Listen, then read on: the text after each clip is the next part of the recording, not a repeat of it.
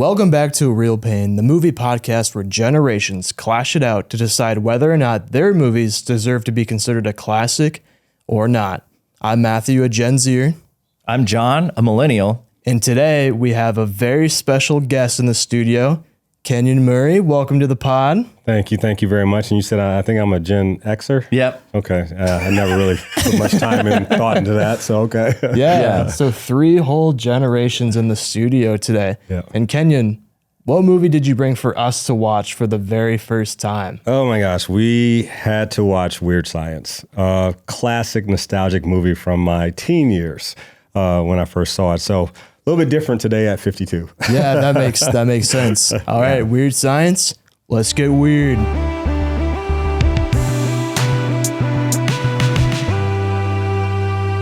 Okay, so real quick, if people don't know who Kenyon Murray is, do you want to do a little introduction for yourself real quick? Yeah, I mean, Kenyon Murray, former Iowa basketball player and current host of the Leave Your Legacy show, amongst other things, and that's a show that you guys produce. Yeah. Absolutely. Yeah, let's go. So I have a question. Yeah. So when this movie came out, where was a young Kenyon Murray?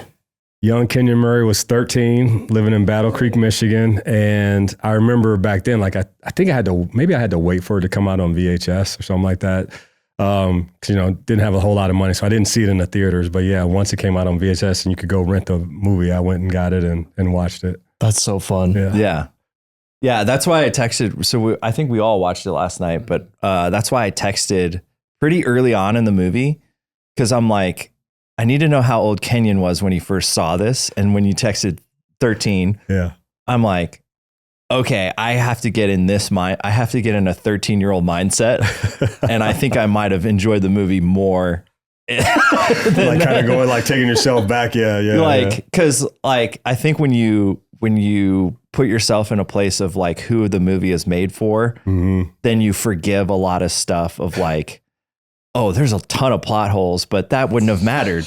No, it didn't. Cause I was thinking that same thing last night. I was like, that really didn't make sense. But I remember laughing my tail off when I watched it the first time. You know what I'm saying? Yeah. So it's very, very nostalgic. Took me back to that time. Okay. So Kenyon, since this is your movie pick, can you give a quick summary to the audience on what the story is about? Yeah. So quickly, it's about 2 teenagers, I think freshmen in high school, and basically they're kind of the losers of the school. I mean, the first scene kind of shows all of that. And then they're at home one night, they decide to become Frankenstein and create their own monster, which ends up being a very, very sexy Kelly LeBrock at that time. So it's just kind of it's a really, really funny take on like just 2 teenagers who are trying to find their way, I guess, ultimately. Maybe that's a 52-year-old's mindset, but yeah, they actually played Frankenstein. So yeah, but pretty funny. Yeah. Okay. So full disclosure, my wife did not watch this movie with me. Okay. She was reading a book. But there was one, so that when they're creating the girl, they're like, it's honestly probably one of my favorite 80s hacking scenes. It was where they're just like, it's so funny that that was kind of believable back then. It's like, yeah, if you're a nerd, yeah, you could definitely hack into the computer system. Well, but I'm thinking of like some of the other 80s movies that have like hacking scenes, and I'm like, this one seemed more like they put more effort into this than actual like computer hacking movies. Yeah. Cause like the amount of work that it probably took to make those animations of like them going down that tunnel. They were crazy. Yeah. So I'm like, this goes so hard, but it's when they're making the model of the woman and it's like they're adjusting different body parts. Emily's like, yeah, I don't think I want to watch this movie. Yeah. But you could definitely see how a 13-year-old was like highly locked in after that scene popped off. So. Just dialed in. Yeah. Okay, I can do this. So I have a question. You mentioned you watched this on VHS after it came out in movie theaters. Yeah. They were watching Frankenstein in his bedroom. How commonplace would you say was having a TV in your bedroom in the 80s? Because I know I had one in my bedroom as a kid. Yeah. But everybody was like, what? You have like a TV in your bedroom? So I'm just curious from like your point of view. Yeah, no, it was usually just like one TV in like the family room, and maybe my parents had a TV in their room. But for the most part, I didn't have one in my bedroom probably till I was maybe in high school, something like that. But yeah, we just had one TV. So it's very common not to have one. That makes sense. Yeah. Okay, Nice. Before we get too far into it, Yeah. do we want to do initial ratings real quick? Yep. Initial ratings. Okay. So am I doing this rating from like when I was 13, or am I doing it now from at 52? So that's a great question. If you want to, you could at the top put 13-year-old review, and then underneath you could put 52-year-old. Okay, gotcha. All right. That's what I did we reviewed Mortal Kombat. Oh, yeah. And that was a 10 out of 10 when I was a teenager for sure. But yes, the main one we're doing is from your rewatch last night. Gotcha. Okay, and then you're not showing us the score. Okay. You're going to show the camera, and then Tabby will read it to the audience later. Okay, gotcha. All right. Holy moly. Yeah, I'm not as woke as you, Matthew. Woke. So, Kenyon, you're the guest of honors. We'll close our eyes. That's your camera Yep. right over there, so you could just show it to that Okay. camera and just let All us right. know when you're done. And you can make a fun little face too if you want. Kenyon's 13-year-old rating is a 10, and his rating now is a 7. All right. You close your eyes, and then Matthew and I go at the same time.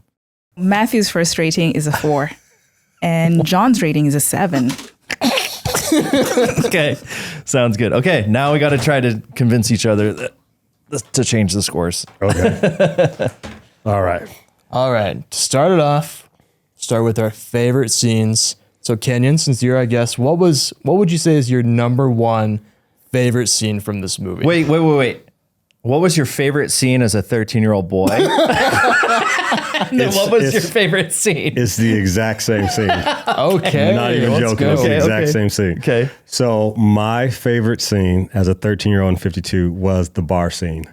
When she got them the IDs and they went and they sat down with all the guys, and that scene in itself, I mean, there were so many things going on. Yeah. And obviously these are kids that are kind of nerdy and never been out, but just the dialogue in that scene was hilarious to me. Yeah. Yeah. I did enjoy when Wyatt walked into the bathroom. Yeah. And he just goes like, "Hey guys," and they all turn around and just go. Yeah, And then just go it's sync. Yeah, Yeah. He So backs good. into the stall. Yep. Oh my gosh. Yeah. Yeah. No, that was funny. I just thought like in that one, like Anthony Michael Hall was hilarious. Yeah. Playing that. So yeah, that's been my favorite scene from the get go. Okay. Nice. So I have a question. Yes. And we can cut if we need to. How do you feel about a white person in the 80s mimicking Black culture? Oh my gosh. I never took it personally, right? Because you always had those friends that did that. But yeah, no, I just it was kind of funny because in that scene, it's like he's kind of taking on the personality of the people around him. Yeah. And they were kind of all locked in. It was just a matter of like, okay, if you're going to sit here, you got to drink, right? So, Well, it seemed like everybody had fun making that scene. yeah, absolutely. I mean, I don't know if you guys noticed, but there are certain scenes where like, I think in today's movies, like it would have been like on a blooper reel, but there were actually some moments in the movie where they were like trying to hold it together, but Yes. they kept it in. Yeah. Kept it in the movie. I thought that I probably didn't notice that the first time, but it was freaking hilarious that happened. Yeah. Yeah. Okay. So my favorite scene was anytime. So obviously they make Lisa in the beginning. And then later they kind of are trying to make arrangements with the bullies, and they're trying to make a second one. So every time like they've tried to make somebody in the lab, if you will, it's just this crazy montage of just a ton of stuff happening to the house. Yeah. So the second montage, my favorite part was like just how ridiculous like that scene was.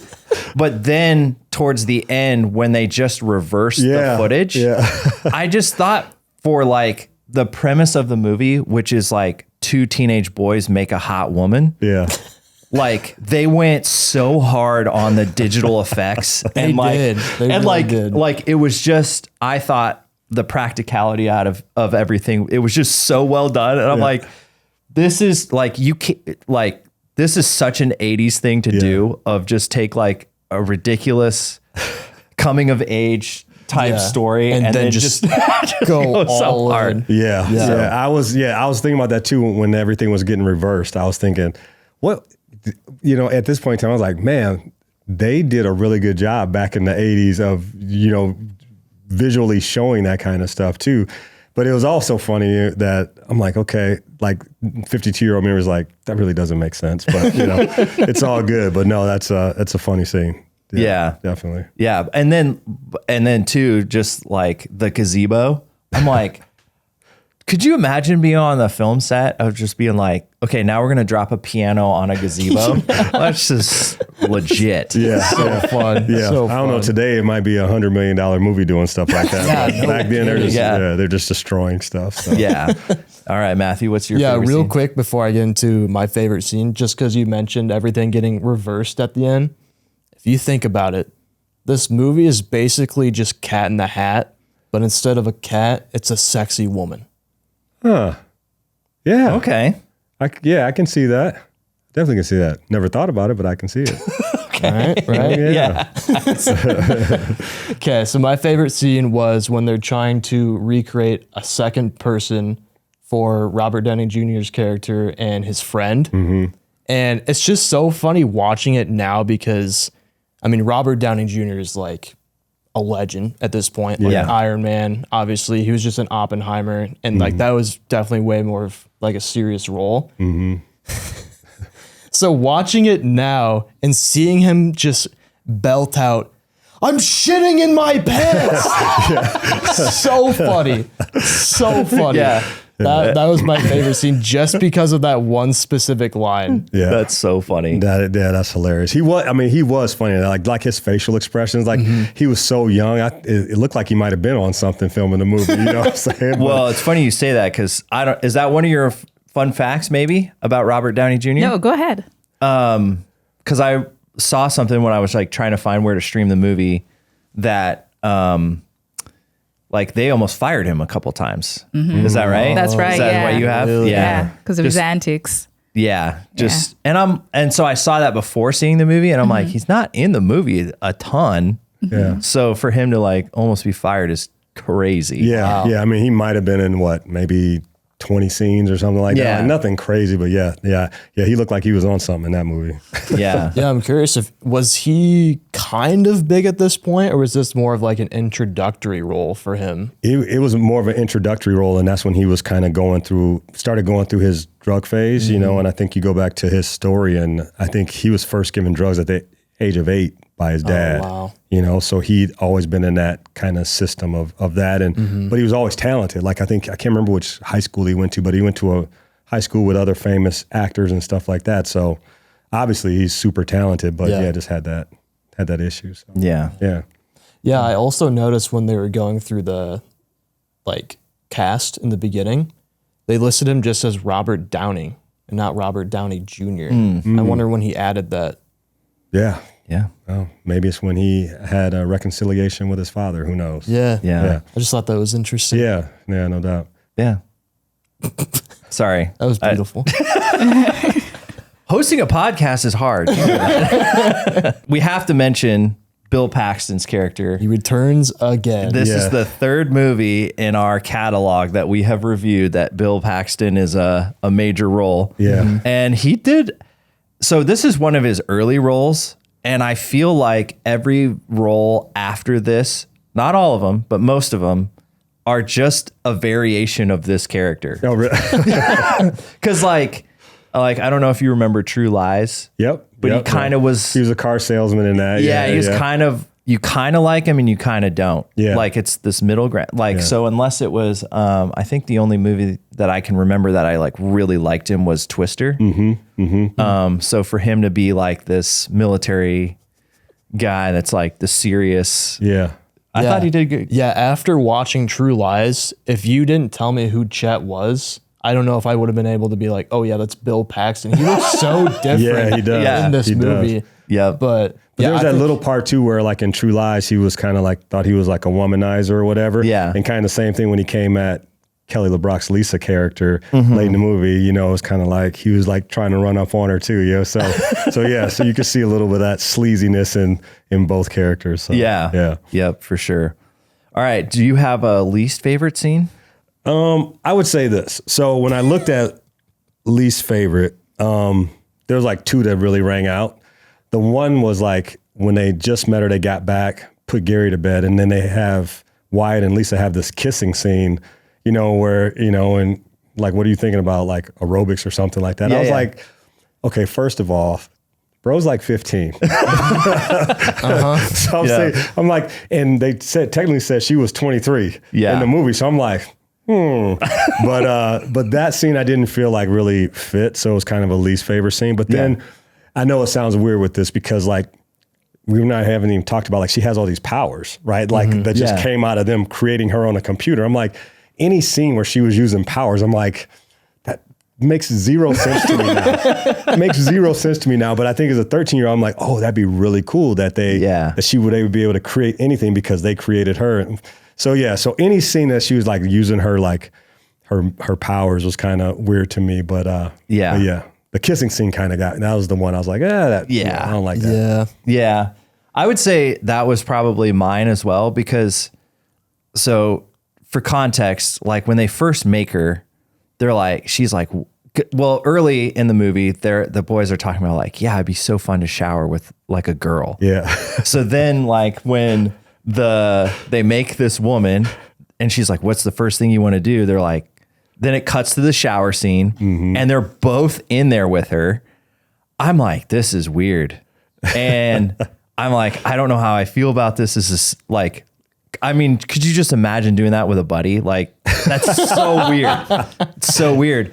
But then when it cuts out at the end of the scene and they're still fully clothed, like from the waist down in their jeans and shoes, I just I'm like, oh, that makes way more sense. I will say that did save the scene for me. Yeah. I was like, this is getting really weird. Yeah. And not in the fun way. Yeah. So I thought that was fun. And then, you know, because like, and then I weirdly thought of RFK getting in a hot tub with jeans. It's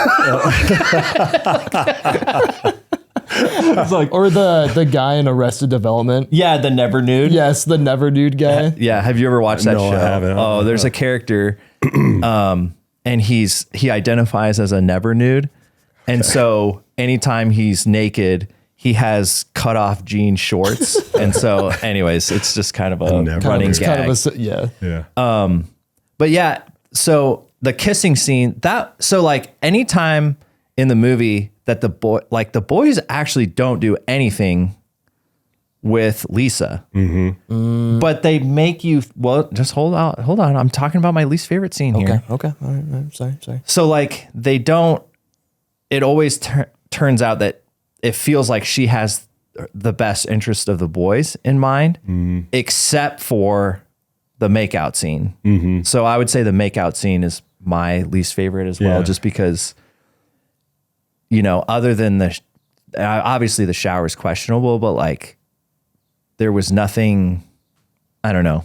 But they actually brought that scene all the way back around at the end too, with Wyatt when he was dropping his new girlfriend off. Oh yeah. So they brought it back, but I still didn't like the kissing scene. Yeah. 100%. So. Yeah, mine is also the kissing scene, just because like, I don't know, just the fact that, I mean, I know she was created, she's not like real or whatever, but they reference multiple times that she is a 23-year-old specifically woman and dude's 15. Yeah. And I'm pretty sure, Tabby, correct me if I'm wrong, but she was in real life 25 and he was in real life 15 or 16. 16. Yeah.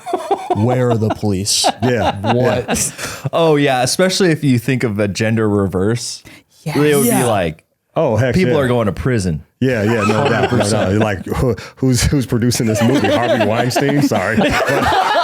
I mean, you're not wrong.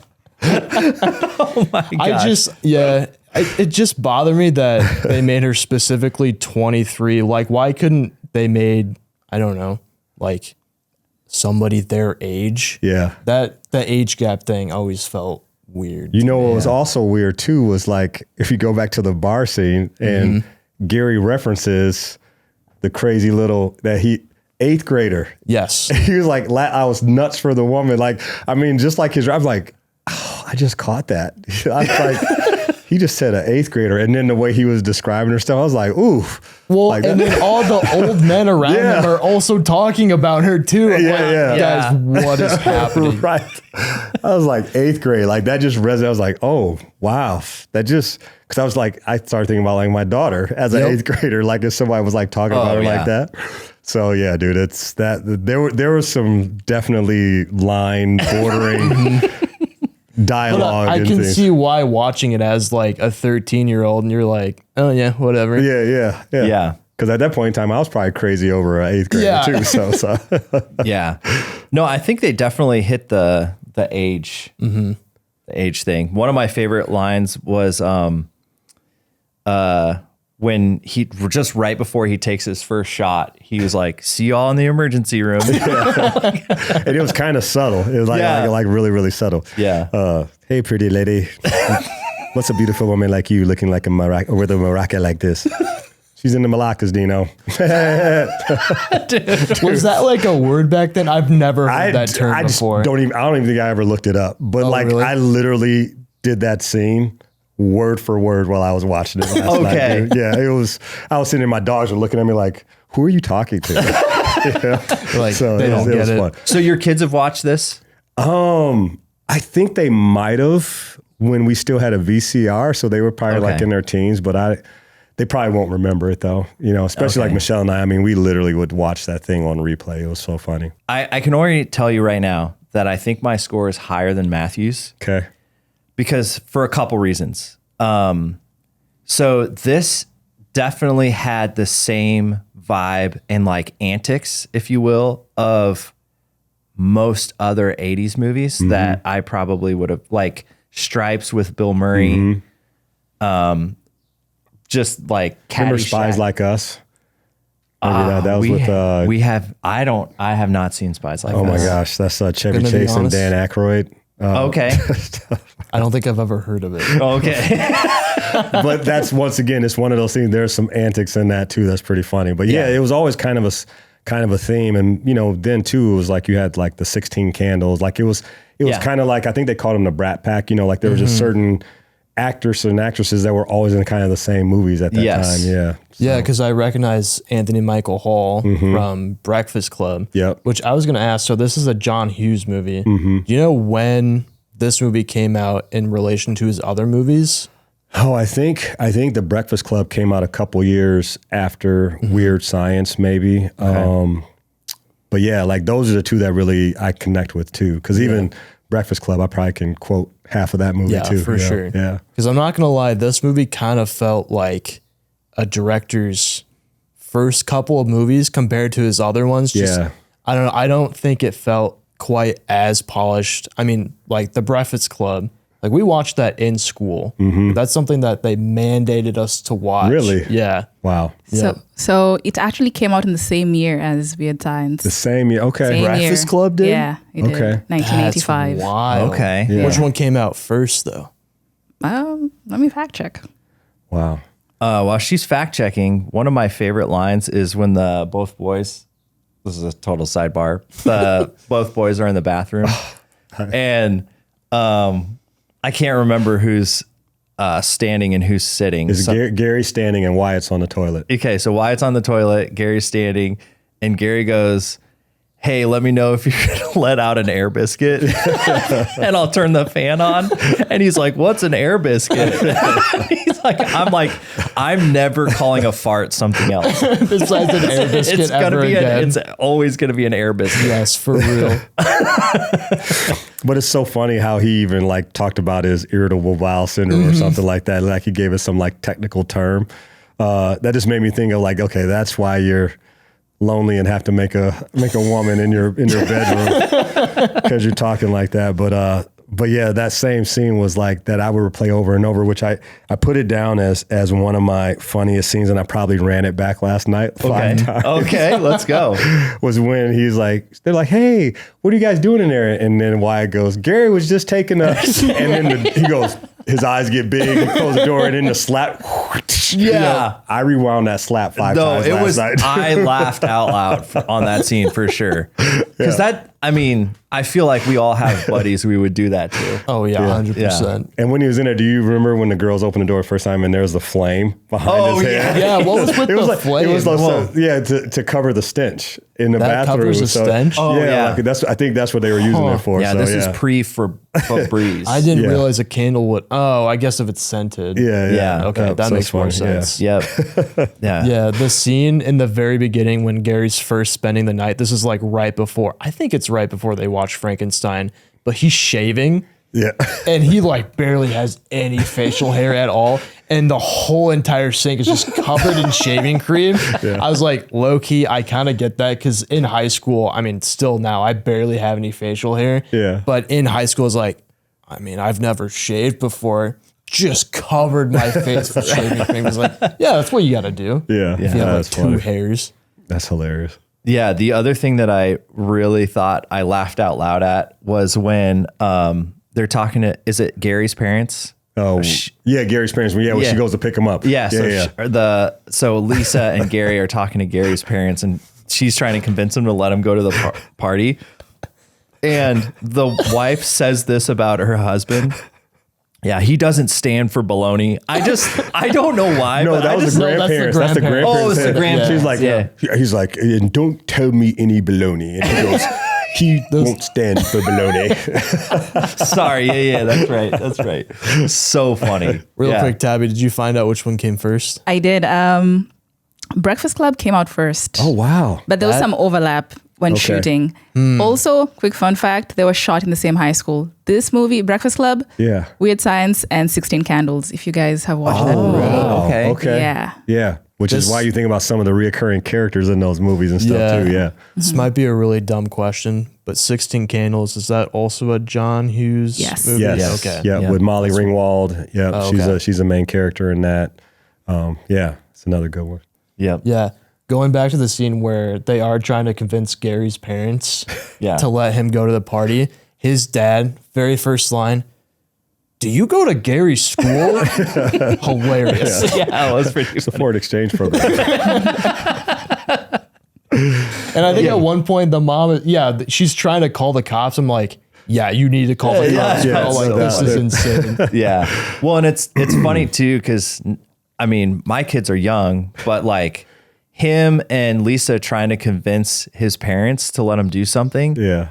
It's so funny because now as a parent, like, I mean, my daughter's only 7, but the stuff she tries to get away with or like tell me is true, I'm like, there's no way that's true. Like it's like kids think that they're way more clever or they can get away with something. And it's just so obvious that anyways, the scene it was just a little bit funnier to me in that.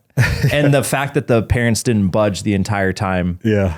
Because I was like, are they going to actually convince the parents? And they didn't. Yeah. So she just pulls a gun on her I was like, holy crap.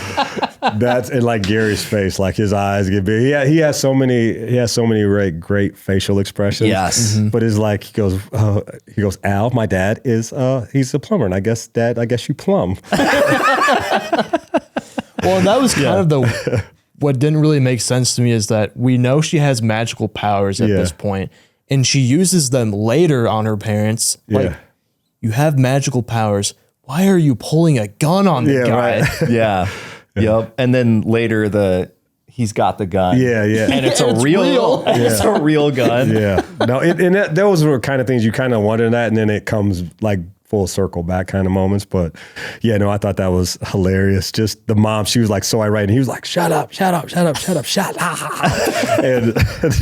And Gary's just mortified. So no, I just thought that was pretty funny too. I put that down as one of I said that was one of my that was my second favorite scene, is just kind of how that all transpired in the home. So yeah. Yep. I got a new segment for the pod. Ooh, okay. It's called Conspiracy Theory. I'm so ready. Okay. So the second montage when they're making the woman, like everything's going crazy. And on the wall, there's a picture frame and the people in the picture come alive and they start moving around. Yeah. And I think that's how J.K. Rowling Got the idea for Harry Potter. I just saw that it's like, I'm making a whole series based off. It's like, that's what's going to be on the wall. You know, at it's Hogwarts. funny. Have you heard total sidebar, but have you heard the theory that J.K. Rowling's basically, if you look at what she did with Harry Potter, it's in line with Star Wars? no, I haven't. Think about Luke and Harry's character, who raised them, aunt and uncle. Mom and dad die, mysteriously, right? Or whatever. We knew who Luke's were, but then started talking about, think about Harry's, his journey, and those kind of things. Like, I was like, maybe I'm gonna think about that a little bit. But anyways, that's total sidebar when you brought up J.K. Rowling. Well, and then I think Star Wars too. George Lucas borrowed some ideas from a film before. Yeah. Oh, yeah. That. So Yeah, it's a Shakespeare, and I can't remember which one. Yeah. But yeah, if you think about it, it's literally just a Shakespeare. So it kind of feels like space. we're in a time period where it's just remix. Like all you can do is remix. Yeah, for sure. So That's awesome. Okay, Yep. guys. I have 2 lines of dialogue Okay. I want to go through. Okay. This is my case for trying to bump the score down a little bit. So just hear me out on this. We're all friends. Okay. So this is not an attack on anybody. I just have some questions. Okay.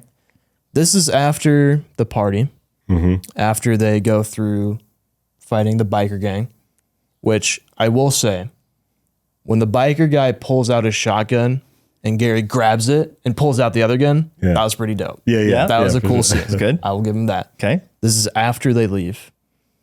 And Lisa goes, "My boys."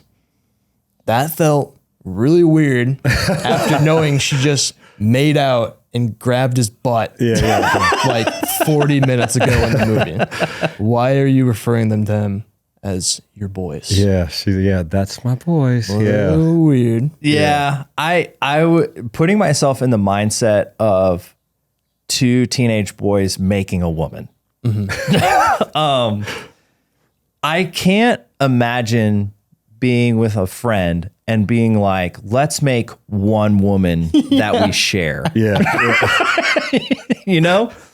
It's like you already did all the science stuff. Just throw a second doll in there. Yeah. But wasn't it funny? You're going back to making her, they're feeding pictures of Albert Einstein and all these things. It is like, okay, like they're going to pull out, Einstein's, his intelligence through like scanning a magazine picture. Like, oh my gosh, like that kind of stuff. And that probably like as a 50-year-old, like bumped down my score. But yeah, I just thought that was so funny last night. Just how they did that. What was your other scene? Okay, my other scene is when Gary is talking with Deb. This is also after the biker gang fight. And he's kind of like, "Hey, Deb, I kind of like you, actually." And Deb's like, "But what about Lisa?" And he goes, "Yeah, that's more of like a sisterly love." Like, what are you doing with your sister? Kind of a weird line. It was, and I think it was one of those things like looking at her, like I guess kind of portray like she's a big sister kind of thing. But like there's so much, like you were saying, so much innuendo in what happened. Because I mean, think about this. This is in the span of what, 3 days, maybe 3 days. Yeah, and just kind of there's a whole lot going on, but there's just so much innuendo about what they do when nobody else is around that kind of makes those things a little creepy. Yeah. For sure. Well, at one point in the scene where Robert Downey Jr. and his friend, they notice Lisa in the mall. Yes. Yeah, which him gawking over her and like going up the escalator, that was pretty funny. Yeah. But it's when Gary comes into the car, picks Lisa up, and he starts like licking her jacket. Yeah, with his arm around her. I missed that part. Oh, yeah, Hey yeah. man, I thought this was sisterly love. That's a little weird. Yep. And then like, did you notice too? So she kissed Wyatt the one time. Okay. And then in that scene you're talking about, she kissed Gary. Yes. And then when she was leaving at the end and she was giving him a hug, she kissed Gary again on the cheek. She hugged Wyatt. And then before she left the room again, she kissed Gary again. I was like, man, if I was Wyatt, I'd be like, bro, like why is he getting all of that? But I was like, I noticed it at the end. I was like, does she kiss them both? But once again, that's my 52-year-old brain, like kind of analyzing it you now. can't dissect it too much. Yeah. It's like, I'm like, whatever. Yeah. And again, I think what really helped was, okay, I just was trying to watch it from a 13-year-old perspective of like, not because I think too, like knowing how much like boys play pretend. One of my favorite lines was in the beginning when they're kind of like dreaming about like what they could be. And one of them's like, oh, don't bring, like, I don't want to talk about reality. He goes, we know about the reality. Don't ruin the fantasy. Yes, that was one of my favorite lines. That was like, I was like, that reminds me of high school. Cause like, or like even before that, like dreaming, pretending, like all that stuff. Yeah. It's how you grow up. I mean, you go outside and you pretend, if you're playing football, like you pretend to be somebody else. So like fantasy is, and that's what it's for. Like, I mean, because reality can be that. So it is nice to have like little things that I guess distract you when it comes from that. But for sure. But yeah, no, that's a good line too. Yeah. Like, don't ruin it. Well, and the other thing that I kind of helped me put in that. So did you see Die Hard 4 by chance? Yeah. Okay. Yeah. And that's the one when they were overseas, right? No, this is the one where he like runs a car into a helicopter. It's like a cyber attack. Oh, and Justin Long's in it. Yes. Okay. So this kind of is what changed watching movies for me is before I went and saw that movie, they interviewed the director and the director was like, I made a backyard John McClane. And what I mean by that is I made a movie of when I was a kid watching Die Hard and pretending to be him in the backyard. That's fun. And so I went into the movie going, oh, this is going to be like, it's going to be over the top. I had this kind of like mindset of like where it was. And I freaking loved that movie. And I went with a bunch of friends. They all thought it was ridiculous. Really? And I was just like, oh, I understood what it was made for. So when you texted that you were 13 and I just kind of knowing about all the other Rat Pack movies coming out, I'm like, oh, okay, I know who this is made for. And so obviously there's some references and stuff that didn't age well, you know, but I thought I had a good time. Yeah, it was a good movie. Yeah, it was funny. It was hilarious. And it wasn't it's not very long either, so you could take it and oh my gosh. Yeah, when I started the movie and I saw it was only an hour and a half long, I was like, thank goodness. Sometimes movies today's are just too long. I appreciate just a nice slim hour 30. Yeah. At one point, Emily was like, gosh, this movie is really long. And I was like 45 minutes in and I'm like, you're not paying attention anyways. So. It was a good movie. And because that was the thing too. I was going through and I was like, oh man, this is almost over, kind of thing. I was like, but yeah, man, it was fun getting back in and watching it again. Yeah. What was Rachel's take on it? Did you watch it? She was in and out as well. And she just goes, yeah, this is a weird movie. Weird science. Weird science. The missile in the bedroom. Don't. Yep, that's real. Yep, that's real. Oh, one scene that also kind of took me out because it was so funny because I wasn't expecting it at all. Yeah. It's when Wyatt is wearing the underwear. Okay, a little weird. But anyways, Chet's like, pretty soon you're going to be wearing bras on your head. Yeah. And Wyatt just like, looks at was kind of like an office type thing. There was another one too. I can't remember where it was, but I'm like, those are fun. Yeah. The movie didn't ever take itself too seriously. Yeah. It's like, for crying out loud, would you cover yourself? He stands there butt naked. I mean, do you think we're like, you walk in and they're trying to find Lisa, like, it's like, oh yeah, your grandparents are downstairs. And he was just sitting there. It's like, thanks, Lisa. Like that, and they get downstairs, and then they walk into the kitchen, and Gary goes, Wyatt, your kitchen is blue. Yeah. Like, Wyatt like doesn't even like realize it's blue. Yeah, kind like, of going like they went so hard on the practical effects, like turning a whole kitchen blue. I can't imagine how expensive. I mean, even today that would be. Oh yeah, because like even the tiles were blue. Yeah, everything. Yeah. Even the Pepto was blue. Oh, I didn't even. Yeah. The Pepto when Chet went to grab it out. Yeah, even the Pepto was blue. Oh, somebody see they just had they had fun making this movie. Yeah, I mean, that leads into another scene though, and is like, it goes, those are your grandparents. He goes, are they dead? No, they're resting. Yeah. What are they doing in here? I put them in there. He goes, some they were having fun at the party. He goes, do you think they're having fun being catatonic in the closet? Dude, I love that you memorized this entire movie. Bro, I was just losing I was losing it last night going back through it. But it's kind of like some Friends episodes Michelle and I used to watch. We can quote those too. But yeah, man, that movie just, it's seared into my soul. That's awesome. Yeah, another line that I really enjoyed was this is right when the biker gang gets there. Yeah. And Wyatt and Gary hiding in a closet. And Lisa's like, hey, it's time to prove your bravery and heroicness or something like that. And they're like, those are outdated systems. And they close the door again. Yeah. That scene, the scene really didn't, I mean, it was kind of crazy and weird, but then you notice like the girl with the chain. And she goes, you have a lovely home, as they were walking out, and don't say anything, I would hate to lose my teaching job. Yeah.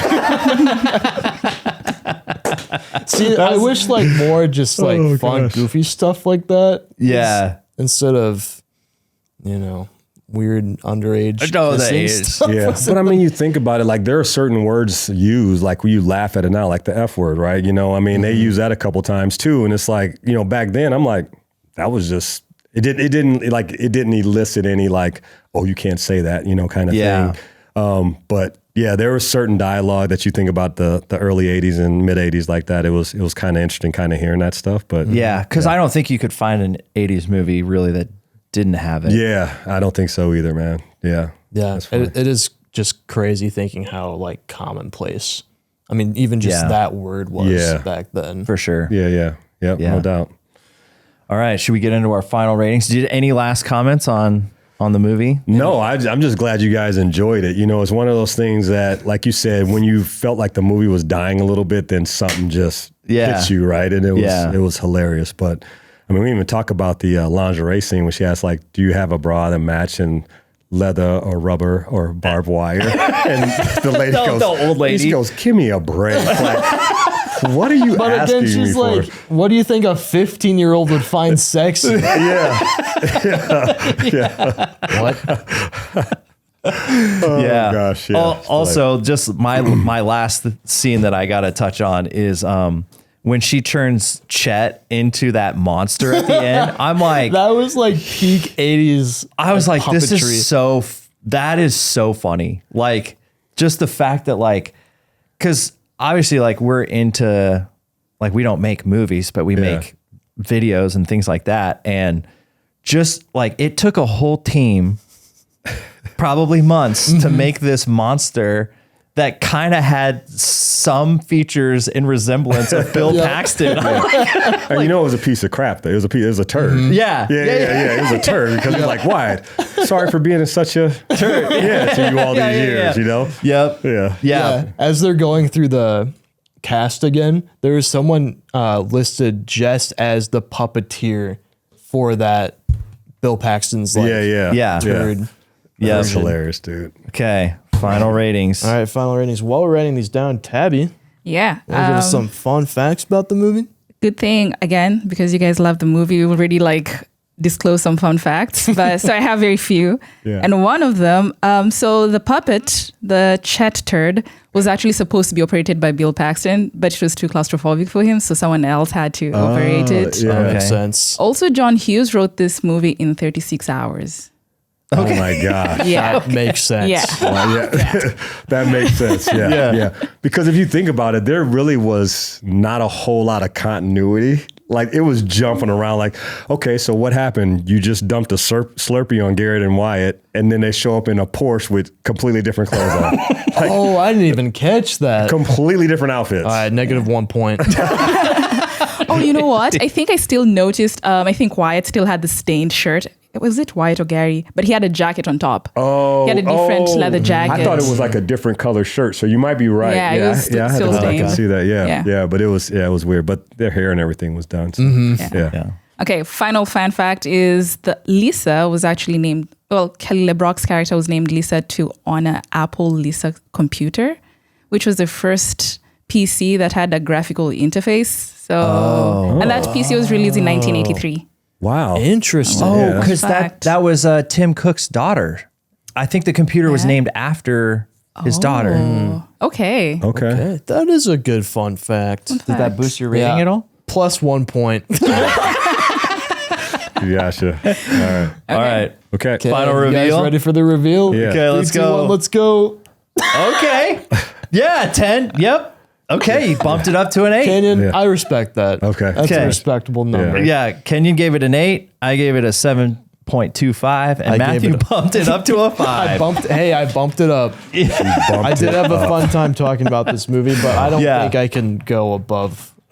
Well, it's so interesting the guests that we have on the podcast, because like this movie, like it's been a part of your life, right? Since an early age. Yeah, So it means yeah. more than like a first time watch. And watching it, I was thinking like, what's Matthew gonna, because I had at least enough references to what the movies in the 80s were like, that this didn't seem like it was too crazy. Yeah. But then to like not knowing a lot of movies from that time period, I would imagine it would be like, what the hell? Yeah, for sure. Oh, I didn't. There was one reference that I actually got. And also, again, going back to the biker gang scene, one kid goes like, hey, this bud's for you. I was like, I understood it because it's still kind of a thing nowadays. I was like, Yep.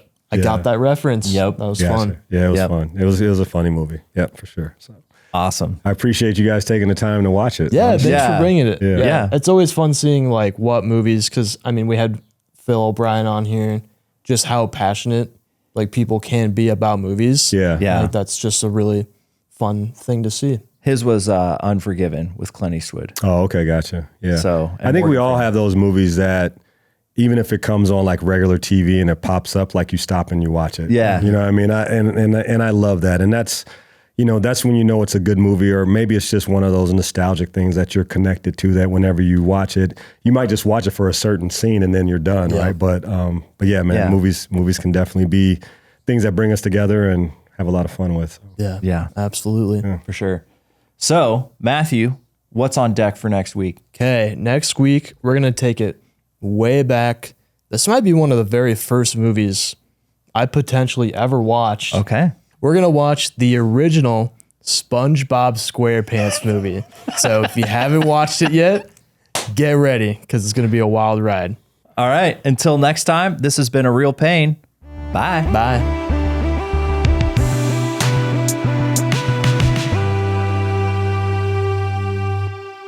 This episode was brought to you by Storyline Multimedia, and special thanks to Matthew Purcell for making and producing our theme song.